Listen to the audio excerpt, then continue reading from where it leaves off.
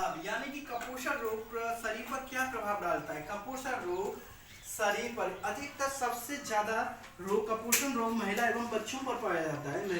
सबसे पहले अगर कुपोषण रोग होगा तो वजन में निरंतर कमी होने लगती है, यानी कि वजन उस व्यक्ति के अंदर वजन कम होता जाएगा और मांसपेशियों का दुर्बल यानी कमजोर मांसपेशी कैसी होती जाएंगी, दुर्बल यानी कमजोर होती जाएंगी। ये कुपोषण रोग का लक्षण है। शारीरिक एवं मानसिक रूप से कमजोर होना, अगर कुपोषण रोग है तो शारीरिक एवं मानसिक रूप से भी कमजोर होता जाएगा एवं बौद्धिक विकास अवरुद्ध होने से, यानी बौद्धिक विकास भी उसका रुक जाएगा कुपोषण रोग होगा तो।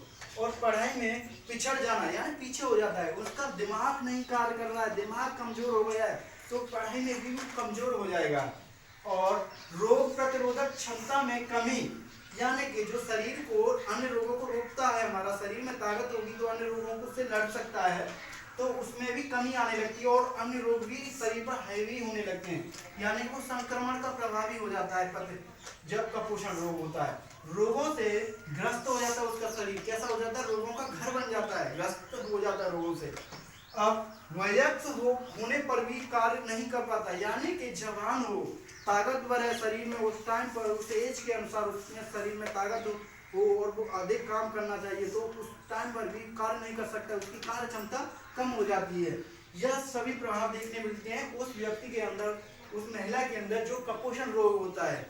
तो हमेशा हमें याद रखना चाहिए, अगर वजन कम निरंतर कम होता जाए तो वह किसका शिकार है, कुपोषण रोग का। और मांसपेशियां कमजोर हो जाती हैं, मांसपेशियां चटर चटर करने लगती हैं, हड्डियों में कट कट की आवाज आने लगती है।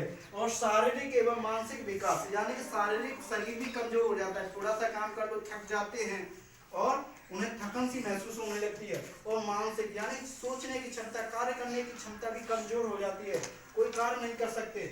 और रोग प्रतिरोधक यानी कि रोग अधिक से अधिक रोग होने लगते हैं, ठीक।